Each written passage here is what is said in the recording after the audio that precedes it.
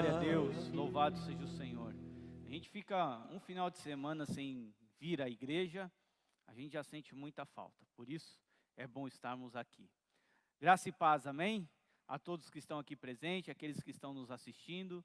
Nesses últimos dias, duas frases que eu mais ouvi o Davi está bem, o Senhor e a Monique estão conseguindo dormir bem. Então, quero dizer que ontem fez uma semana da chegada do nosso segundo filho, o Davi. Ele está muito bem e, graças a Deus, ele é bem bonzinho. Então, ele só acorda para mamar e volta a dormir. É uma bênção de Deus, né? Que Deus preserve o Davi assim, para a gente poder continuar descansando. Pois bem, abra a sua Bíblia, por gentileza, e Mateus capítulo 5. Nós vamos ler do versículo 1 ao versículo de número 12. Agradeço a oração de todos os irmãos que oraram por mim, pela Monique e pelo Mateus, e também pelo Davi. Agora vamos meditar na palavra do Senhor. Hoje eu quero continuar o sermão que eu comecei há 15 dias atrás. Nós falamos sobre as bem-aventuranças, falamos a primeira parte das bem-aventuranças, e agora eu quero trabalhar a segunda parte das bem-aventuranças. Por isso, vamos ler do capítulo 5 de Mateus, do versículo 1 até o versículo de número 12. Diz assim a palavra do Senhor: Vendo Jesus as multidões, subiu ao monte, e como se assentasse, aproximaram-se os seus discípulos, e ele passou a ensiná-los, dizendo: Bem-aventurados os humildes de espírito, porque deles é o reino dos céus. Bem-aventurados que choram, porque serão consolados. Bem-aventurados mansos, porque herdarão a terra. Bem-aventurados os que têm fome e sede de justiça, porque serão fartos. Bem-aventurados os misericordiosos, porque alcançarão misericórdia. Bem-aventurados os limpos de coração, porque verão a Deus. Bem-aventurados os pacificadores, porque serão chamados filhos de Deus.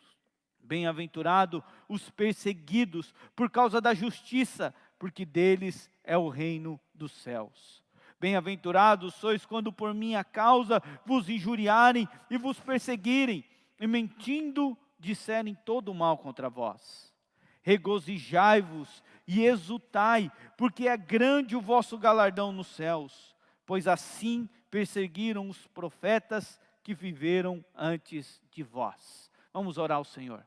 Eterno Deus e poderoso Pai, Criador dos céus e da terra, te louvamos, te adoramos, porque o Senhor é único, é majestoso, é sublime, é grandioso. O Senhor, ó Pai, é um Deus tão benevolente, tão misericordioso, que nos amou antes da eternidade, que nos chamou, ó Deus, com um chamado eficaz, que nos transportou das trevas para a sua maravilhosa luz, que nos trouxe para participarmos deste banquete espiritual, ó Deus. Obrigado pela salvação em Cristo Jesus. Agora pedimos e rogamos ao Senhor que pela tua graça o Senhor fale conosco, que essa palavra encontre lugar, guarida no nosso coração. Essa palavra que é viva e eficaz. Ó Deus, que possamos aprender a amar ao próximo verdadeiramente, a praticar aquilo que o Senhor está ensinando nas bem-aventuranças. Sê conosco, ó Deus, em nome de Jesus. Amém. Amados irmãos, como eu falei há 15 dias atrás, eu comecei esse sermão a respeito, falando das bem-aventuranças. O tema é a maneira correta de ser feliz. E olhando para essas palavras que Mateus registra, palavras de Jesus, nós podemos tirar algumas lições. E esse texto ele pode ser dividido em duas partes. A primeira parte das bem-aventuranças tem a ver comigo e com Deus. O meu relacionamento com Deus tem a ver com a minha intimidade com o Senhor. E observe que Jesus, ele fala das 4 primeiras bem-aventuranças, dizendo desse relacionamento. Esse sermão da montanha, esse sermão do monte, onde Jesus se assenta e ali uma multidão está ouvindo ele ensiná-los. Jesus, ele faz a sua narrativa, e Mateus escreve essa narrativa que começa no capítulo 5 e vai até o capítulo de número 7. Nós podemos ver que no livro de Mateus, no Evangelho de Mateus, há 5 grandes discursos de Jesus, e este é o mais longo, e é o primeiro discurso. Jesus aqui, ele não está falando de 8 grupos de pessoas, mas ele está falando de 8 qualidades que todos nós devemos ter na nossa vida. Então Jesus, ele vai ensinar que nós devemos ser humildes, pobres de espírito, porque nós não temos nada para oferecer ao Senhor, e tudo que temos é porque Ele nos deu, e Ele nos deu não porque merecemos, mas pela sua graça, pelo seu amor, pela sua vontade. A salvação não é conquistada, não é merecida, mas é dada a nós, pela graça de Deus, pela misericórdia do Senhor. Ele vai dizer que é felizes os que choram, referindo-se àqueles que lançam o mais profundo e sincero choro da sua alma, que se arrependem do fundo do coração. É aquele choro que nós não conseguimos nem parar, chorando de arrependimento pelos erros que cometemos, que muitas vezes cometemos um atentado contra a santidade de Deus, pecando contra o Senhor. Ele vai falar dos mansos, são aqueles a quem o Espírito Santo concedeu o domínio próprio, o qual está lá em Gálatas capítulo 5, versículos 22 a 23. Ele vai falar daqueles que têm fome e sede de justiça, mas a partir de agora, é onde eu quero dar o foco. Ele começa a falar de um outro tipo de relacionamento, que não é mais o relacionamento entre o homem e Deus, é o relacionamento entre o homem com o homem. Tem a ver comigo e com o meu próximo. E isso é importante nós entendemos à luz do Evangelho do nosso Senhor Jesus Cristo. Porque nós estamos cada vez mais sendo levados a viver um individualismo. Mesmo antes dessa pandemia, a situação que vivíamos, a sociedade estava nos impondo a questão do individualismo. Cada um deve ter a sua casa, cada um deve ter as suas coisas, cada um deve ter o seu. A briga entre os casais dizendo, não, o que você recebe é seu, o que eu recebo é meu, cada um aqui vai pagar a sua conta, não existe nosso. A senha do celular é meu, é a minha individualidade, é o meu tempo sozinho. Tudo tem a ver com aquilo que é meu. Jesus vai quebrar isso nas bem-aventuranças. Ele vai dizer que cristianismo tem a ver com o próximo, tem a ver com o meu irmão, tem a ver com eu ser compassivo com o meu irmão, com aquele que vive a cristandade, o cristianismo comigo. Então o cristianismo não é algo individual, mas é algo relacional, é relacionamento. Por isso que nessa pandemia, quem mais sofre é os cristãos, porque nós gostamos de estar juntos. Nós gostamos daquele movimento de abraçar, de beijar, de amar o próximo. E por causa desse distanciamento social, nós sentimos falta. Isso tem a ver com aquilo que Deus colocou em nós. Observe melhor dizendo, o versículo de número 7, que diz assim: bem-aventurado os misericordiosos, porque alcançarão misericórdia. Observe agora que Jesus, ele realmente não está falando mais do relacionamento com Deus, mas ele está falando com o relacionamento do próximo. Ele está dizendo que nós devemos ser misericordiosos. Misericórdia é literalmente sentir com o coração, com a cardia, a dor, a miséria do próximo. O apóstolo Paulo, quando usa a expressão misericórdia, a ideia no grego é que você sente a dor do outro. Você sente o sofrimento do teu irmão, do teu próximo. Quando nós recebemos mensagens, quando eu recebo mensagem dizendo que um irmão da nossa igreja está com Covid ou está enfermo, aquilo tem que doer em nós. Misericórdia. Jesus está dizendo que os misericordiosos alcançarão misericórdia. Isso significa que aqueles que não são misericordiosos não alcançarão misericórdia. A primícia, ao contrário, ela também é verdadeira. Porque misericórdia, pare e pense, reparem, observem, A misericórdia não é natural do ser humano. Por natureza, por causa do pecado, da nossa natureza pecaminosa, nós somos maus, nós somos cruéis, egoístas, vingativos. E de certa maneira incapazes de exercer misericórdia verdadeira. Porque misericórdia aqui, a ideia é que você faz ou uma coisa pelo outro, você sente a dor do outro sem receber nada em troca. E a maioria das vezes nós queremos fazer esperando alguma coisa. Esperando um reconhecimento.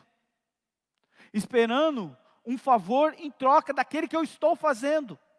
Não é isso misericórdia. Naquela manhã, ao pé do monte das bem-aventuranças, estavam judeus, romanos, ouvindo o ensinamento do mestre dos mestres, do Senhor dos senhores, aquele que falava e fazia, aquele que dizia como fazer e demonstrava como fazer, aquele que era misericordioso por essência. Eles estavam ouvindo as palavras, nada mais, nada menos, do nosso Senhor Jesus Cristo. E Jesus chama a atenção, e essa palavra é um impacto no coração dos seus ouvintes, porque eles entendiam misericórdia de duas maneiras. Os romanos entendiam misericórdia como fraqueza. Ser misericordioso é ser alguém fraco, alguém que se preocupa com o outro, e eu não tenho que me preocupar com o outro, eu tenho que me preocupar comigo. Então aqueles romanos que estavam ouvindo essa mensagem, receberam isso como um tapa na cara. Jesus está dizendo, não é assim o reino dos céus. O reino dos céus é feito por aqueles que têm misericórdia do outro. Por conseguinte, tinha também os judeus, a grande maioria, estavam ouvindo Jesus, inclusive os seus discípulos, entre outros. Havia ali os fariseus, havia ali os saduceus, os mestres da lei. E eles estavam atentos à palavra do mestre, ao ensino do mestre. E quando Jesus usa esse termo, que nós devemos ser misericordiosos, Jesus os confronta com uma verdade. Eles entendiam misericórdia, mas eles praticavam a misericórdia de maneira errada. Na ótica daqueles fariseus, daqueles judeus, eles achavam que praticavam a misericórdia para serem vistos como homens bons. Eles estavam externando algo que não estava dentro do seu coração. A motivação era errada da misericórdia. E Jesus confronta-os. Em um ambiente onde a misericórdia é mal compreendida, ela não tem eficácia. Misericórdia não é dó. Misericórdia não é piedade no sentido de que você está com dó do outro. Não! Isso não é misericórdia. Nós só podemos praticar a verdadeira misericórdia quando compreendemos que Deus foi misericordioso conosco. Que Deus, por sua bondade, misericórdia, graça, nos resgatou do inferno. Nos tirou das mãos de Satanás. O pecado que nos culpava já não nos culpa mais. O pecado que nos dominava já não tem poder sobre nós mais. Porque Deus foi misericordioso. E porque Deus foi misericordioso comigo, eu tenho que praticar a misericórdia com o meu próximo. Misericórdia é o resultado de uma ação misericordiosa de Deus em nossas vidas. A misericórdia trata da dor, trata da miséria, do desespero. Nós precisamos praticar a verdadeira misericórdia. Deus foi misericordioso conosco. Assim, devemos ser misericordiosos com o nosso próximo. Misericórdia é muito maior, é muito mais do que uma mera religião. Observe Lucas capítulo 10. Nós encontramos ali em Lucas 10, versículos de número 25 até o versículo de número 37, a história de um homem chamado bom samaritano. Observe que o levita passa, o sacerdote passa, mas quem ajuda aquele homem que estava à beira do caminho, que tinha sido espancado, roubado, é um samaritano. Ele sim pratica misericórdia. Então a misericórdia não tem a ver com a religião. Misericórdia tem a ver com o compromisso que eu tenho com Deus. Agora na prática, Para alguém ser misericordioso, é necessário sentir amor pelo próximo. Não podemos fugir disso. Ser misericordioso à luz das Escrituras é sentir amor pelo próximo. Sem amor não existe misericórdia verdadeira. Agora, abra a sua Bíblia comigo, na primeira carta de João, capítulo 4, versículo de número 8. Na primeira carta de João, capítulo 4, versículo de número 8. Olha o que João vai dizer. Primeira carta de João, capítulo 4, versículo de número 8.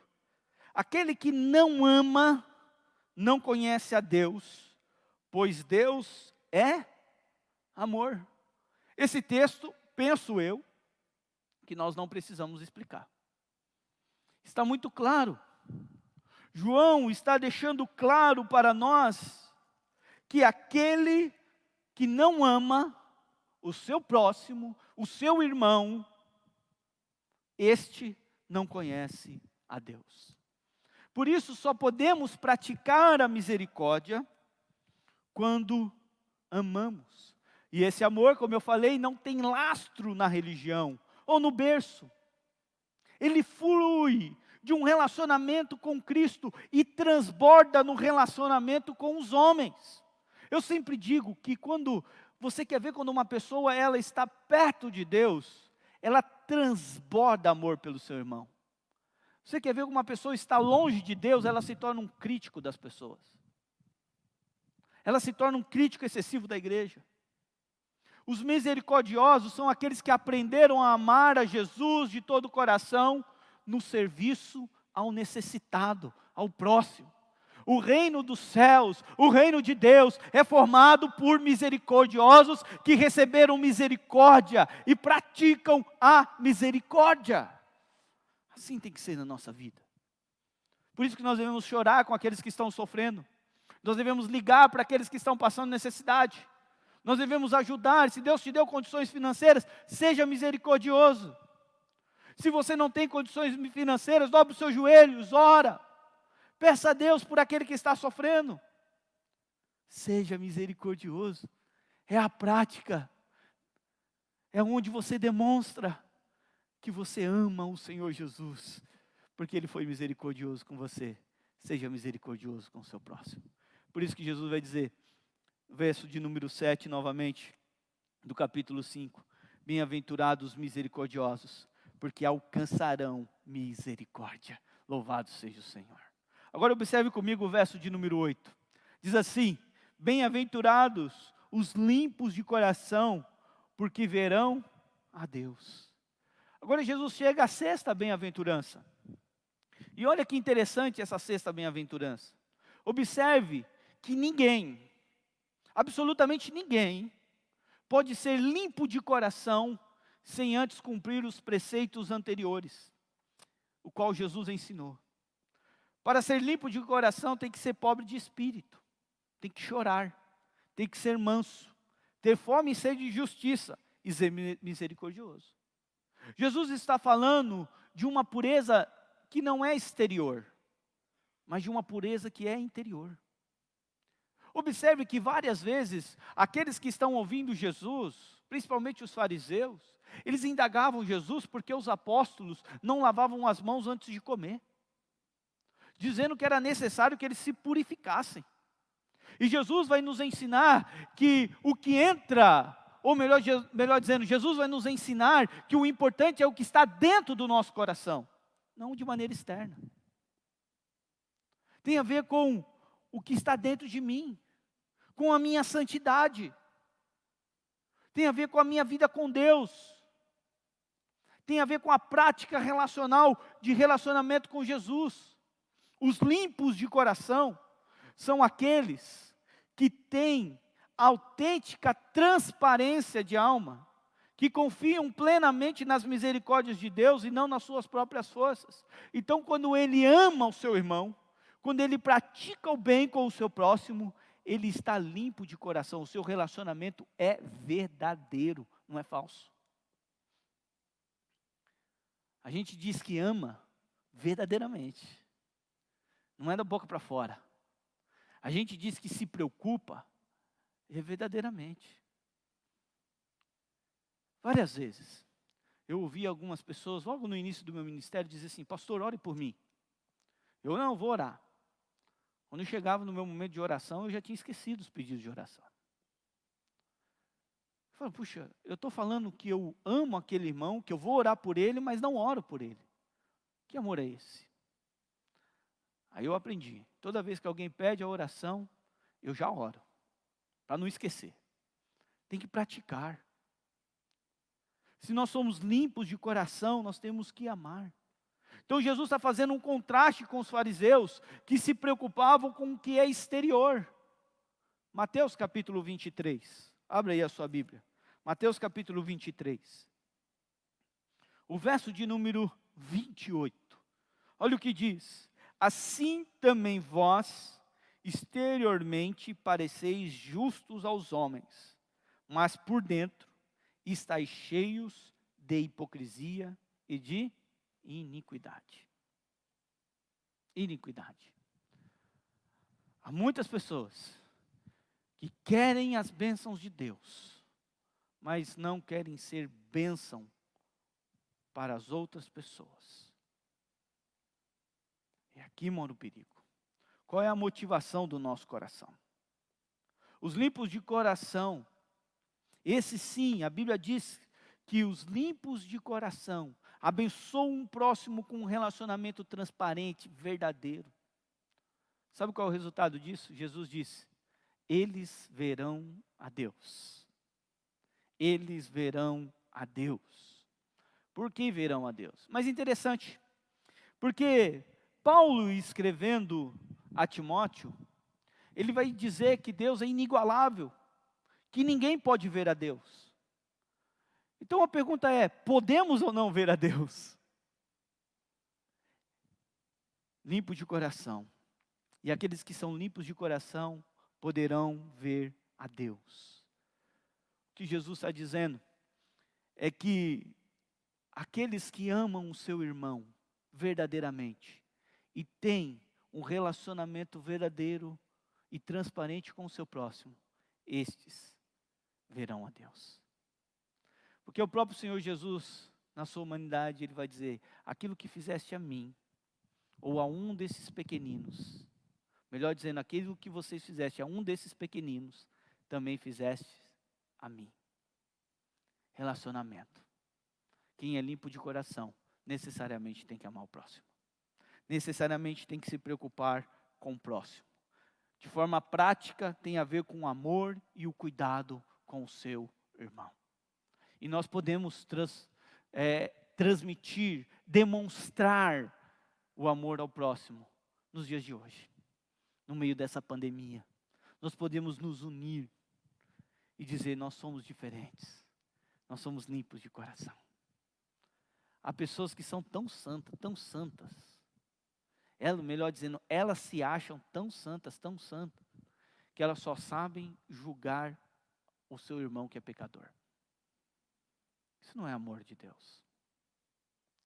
O amor de Deus tem a ver com ensinar, corrigir. Isso é ser limpo de coração. Agora, vamos em frente. O verso de número, volta lá para Mateus capítulo 5. O verso de número 9. Bem-aventurados os pacificadores, porque serão chamados filhos de Deus. Nunca foi tão necessária a ação dos pacificadores em nosso mundo. Mas vai mais uma pergunta ao texto bíblico. Quem são os pacificadores? Os pacificadores são aqueles que confiam e reconhecem que Deus está soberanamente no controle. Eles sabem que nada que acontece está fora do controle de Deus. Vale a pena nós voltarmos no Antigo Testamento, no texto de Isaías, capítulo de número 26, e o verso de número 3. Isaías 26, 3 diz assim: Tu, Senhor, conservarás em perfeita paz aquele cujo propósito é firme, porque ele confia em ti. Mais uma vez eu vou ler. Tu, Senhor, conservarás em perfeita paz aquele cujo propósito é firme, porque Ele confia em ti. Então, o primeiro passo, nós confiamos em Deus. Nada foge do controle de Deus. Então, tudo que acontece na sua vida, seja coisas boas ou coisas ruins, Deus está no controle. Seja momentos altos ou momentos baixos, Deus está no controle. Então, nós confiamos nisso. É um pilar para nós. Tudo que acontece se encaixa num plano divino, soberano, que Deus tem para a sua vida. Nisso nós confiamos. Nessa certeza, isso gera em nosso interior paz. Isso gera em nosso coração paz. Eu estou nas mãos de Deus. Minha vida é dirigida por Ele. Eu não vou temer. O barquinho vai para lá, vem para cá, as ondas se levantam, mas a minha vida está nas mãos de Deus. Eu tenho paz. Eu tenho paz no coração.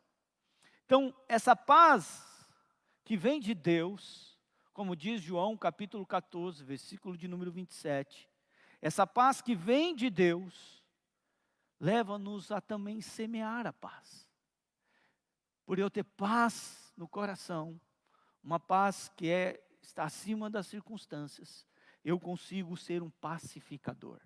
Então só pode ser pacificador aquele que desfruta da paz, que vem de um relacionamento em santidade com Jesus, um relacionamento puro e intenso com Jesus.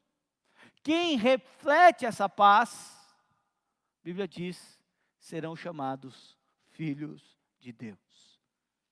Aqueles capazes de estabelecer a reconciliação, a paz no meio dos conflitos entre os irmãos, ele tem a paz de Deus. Então, por eu ter a paz do Senhor no meu coração, eu consigo ser um pacificador no meio da igreja. Eu consigo amar tanto meus irmãos, que eu tento reconciliar um com o outro. Eu não passo para frente a fofoca. Eu não falo mal do meu irmão. E a gente tem uma coisa para falar mal uns dos outros. A gente tem até uns caguetes gospel. Não estou falando mal. Só estou comentando para o nosso crescimento espiritual. Está falando mal. Então, quem tem paz de Deus no coração e confia no plano de Deus para a sua vida, esse tem paz para transmitir, para ser um pacificador. Por isso, Jesus declara que estes sim serão chamados filhos de Deus. Como nós precisamos de pacificadores nos nossos dias. Vivemos num Brasil que a cada dia o ódio tem crescido entre as pessoas, a desavença, e nós precisamos ser o quê? Pacificadores. Quando eu olho na internet e vejo várias pessoas que se dizem pastores, teólogos, seguido por um monte de pessoas e ficam brigando entre eles, em nome de uma doutrina correta. Não, eu tenho a doutrina correta, aí o outro vai responder, não, eu tenho, e gera disputa, gera guerra. Onde está a paz? Onde estão os pacificadores? Precisamos ser pacificadores. Por último, lá no verso de número 9, verso de número 10, diz assim: bem-aventurados os perseguidos por causa da justiça, porque deles é o reino dos céus. É possível que por mais que nos esforcemos em fazer a paz com determinadas pessoas, elas se recusem a viver em paz conosco. Isso tem a ver por causa dos princípios. É um conflito de sistema de valores irreconciliáveis.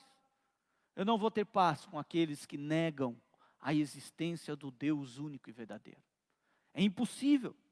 A perseguição não se dá por causa das fraquezas pessoais, mas por causa da justiça de Cristo. Eles não gostam da justiça, eles rejeitam a Cristo e o seu ensino e a sua palavra.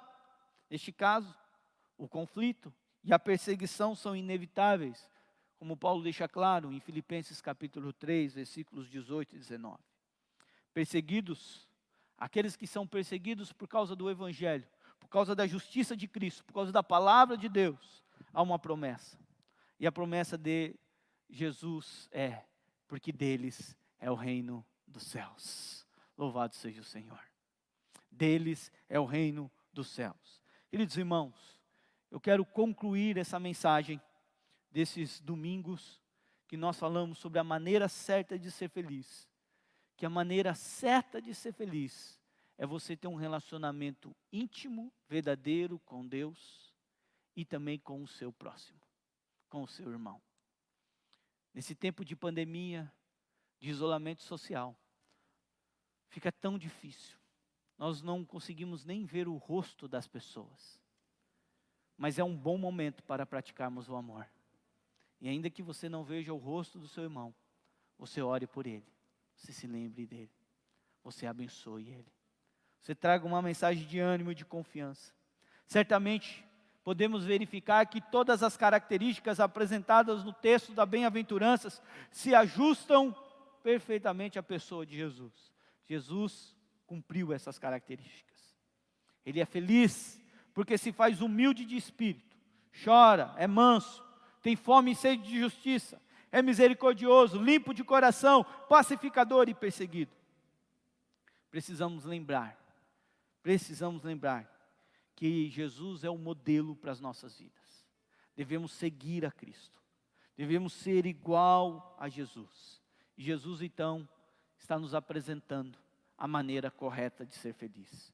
Diferente de tudo que já foi, colocado, que já foi experimentado. A maneira certa de ser feliz é a maneira de Deus que está nas Escrituras Sagradas.